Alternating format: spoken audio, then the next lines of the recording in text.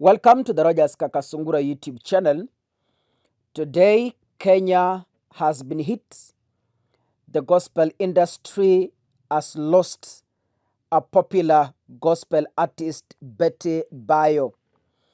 Today, I have compiled for you a very long video about the enduring legacy of faith and music, a definitive report on the life, career, and untimely passing of Betty Bayo. The passing of prominent gospel artist Betty Bayo has been definitely verified, concluding a period of intense, though brief, illness. This analysis moves immediately to the critical facts regarding the circumstances and timeline of her death, essential for accurate journalistic and historical record. The news of Betty Bayo's demise was authenticated through a formal joint statement delivered by a family representative speaking to the media at the Kenyatta National Hospital, supplemented by public acknowledgement from key family members. The family representative provided precise details confirming that the artist passed away at around 1:03 p.m. This exact timestamp, coupled with the official setting of the announcement, served to immediately curb the circulation of unverified rumors that frequently accompany the sudden death of high-profile personalities. Medical details. The underlying cause of death was confirmed to be a battle with acute leukemia, that is blood cancer, a condition that led to acute deterioration complicated by excessive bleeding. Industry figures close to the artist, such as Bishop Ken Kingay, indicated that the blood cancer had been diagnosed at an advanced stage. The trajectory of the illness suggests either remarkably aggressive and swift form of the disease or a highly effective private management of the condition until its terminal phase. The family representative indicated that the musician had only been unwell since the previous week. This timeline contrasts sharply with the recent public activities where she had been actively discussing her current marriage and projected career growth in media appearances. This public-private dissonance suggests an exceptional commitment to professional life and maintaining a positive public persona even while managing severe, rapidly progressive medical crisis. Our final non-social media post, which read, "I can do all things through Jesus Christ who strengthens me," takes on a profound spiritual significance as a reflection on internal strength during private affliction. The dynamics of grief and reconciliation. The immediate aftermath of Betty Bayo's death saw an outpouring of public statements, notable not only for their sincerity, but for the careful navigation of complex personal histories, particularly concerning her ex-partner. I'll take you through recognizing spiritual and professional contributions of Betty Bayo. Tributes from industry peers highlighted the depth of her professional footprint. Bishop Ben Kingay, in his condolences message, has praised Betty Bayo as someone who leaves behind a legacy defined by great contribution in the growth of the gospel music industry, friendship, and a soul that maximized its full potential. Those tributes consistently underscore ability to successfully navigate the endeavor, noting our commitment to praising God and business. This dual focus reflects the demands of the contemporary gospel landscape in East Africa, where ministry requires not only spiritual depth, but also professional expertise and commercial viability to achieve widespread reach and influence. The widespread, immediate coverage across credible media platforms reaffirmed her status as a figure whose life and passing had significant national cultural relevance. How did Betty Bayo rise to become an icon, not only in Kenya, but also East Africa and Africa? Betty Bayo established herself as one of the most significant voices in the Kikuyu gospel scene, crafting a body of work defined by profound faith, personal testimony, and a keen engagement with themes of public judgment and preference. Bayo's music trajectory was characterized by an early adoption of professional standards, which accelerated her rise, her collaborations with established regional and international production entities, such as this name is so hard to pronounce. I don't know which country is this. Records, 51 Lex Records, were crucial in elevating the technical quality of her output. This high-level production helped her translate regional themes of faith into widely appealing hits, enabling her music to successfully cross linguistic and geographic barriers within the East African market. A review of our most popular repertoire reveals a thematic coherence centered on resilience and spiritual defense against external pressure.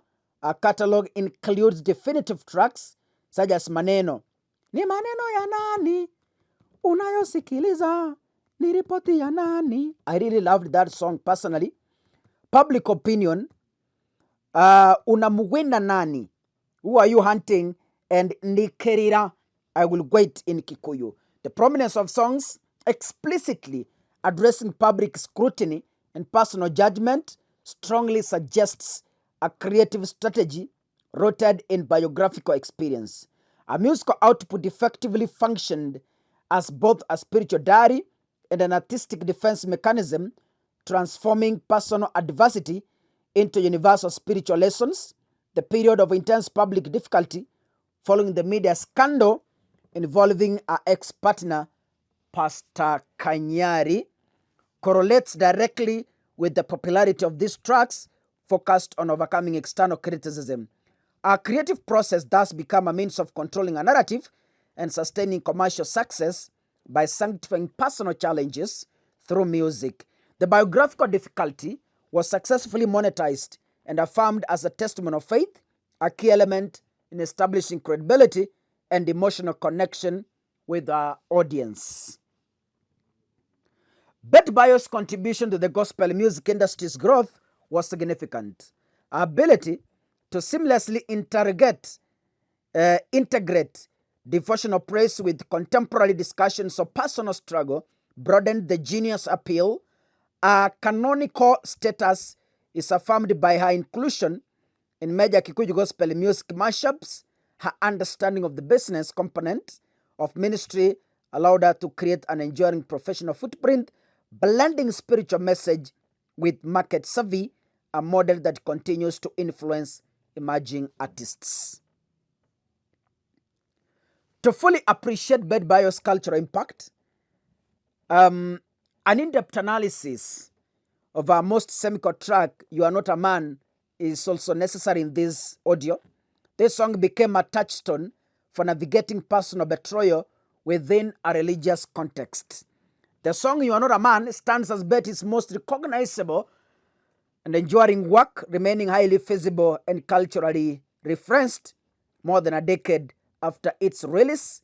The track's theological foundation is built upon the biblical assurance of God's immutable nature, summarized in the affirmation, You are God, you are not a man, to lie or forget. Analytically, the song operates on a dual level. While serving as a powerful standard praise anthem for divine fidelity, it simultaneously functions as an implicit critique of human betrayal, institutional failure, and fallibility of religious leaders. Given the public association with the Kanyari scandal, the affirmation that God is not a man carries deep,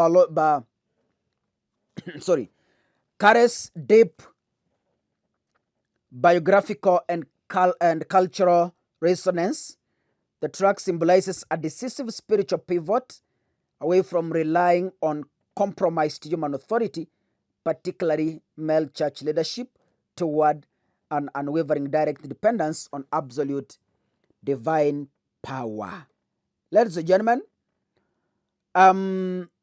public life, personal challenges, and resilience. Let's address the Kanyari chapter and beyond. Betty Bayo's public life was not without significant turbulence, primarily stemming from her association with their ex-husband, Pastor Kanyari. An exhaustive understanding of her biography, especially handling of this controversy, is essential to contextualize the depth of the strength and resilience celebrated in her music. The public controversy that surrounded Pastor Kanyari, involving allegations of financial misconduct, became a major national media scandal, as his wife at the time, Betty Bayo, was intrinsically linked to the ensuing moral crisis and intense public scrutiny.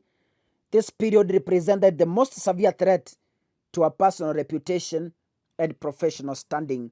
The defining moment of this chapter was her decision to effect a public and necessary separation. She explicitly distanced herself from anything ungodly amidst the public calls for Kanyari's prosecution. This move was a deliberate and high-stakes maneuver that successfully protected her sole career and salvaged her public reputation. This separation became vital in establishing a subsequent narrative of redemption and strength. It's a long story that we can read, and read. But allow me to read the final bit of this eulogy, if not life history. An indelible mark on East African culture. The untimely death of Betty Bayo, confirmed to be the result of a swift and severe battle with acute leukemia, cuts short the life of an artist who was, at the moment of her passing, focused on a future of renewed personal happiness and professional maturity. This tragic conclusion occurs at the height of her redemptive arc, ensures her public image is effectively frozen in a state of successful spiritual and personal triumph. Betty Bayo leaves an incredible mark on East African culture, having successfully transformed her deeply personal, often controversial experiences into widely accepted canonical spiritual anthems. Her music, particularly tracks that directly address public scrutiny and the necessity of divine trusts, like You Are Not a Man, will remain essential documents for understanding the intersection of faith, celebrity, and social resilience in the contemporary Kenyan landscape. A trajectory from rising star to the association with scandals, followed by successful professional and personal redemption, created a powerful cultural archetype of the resilient woman of faith. She validated the struggles of many who face public judgment or institutional betrayal, affirming the power of individual faith to overcome adversity. Consequently, her definitive legacy is not merely one of the musical contribution, but one of enduring strength, commenting her status as a monumental voice of authentic faith in East Africa. Her death is mourned as the loss of a figure whose life story mirrored the complex trials and triumphs faced by her audience. May her soul rest in eternal peace.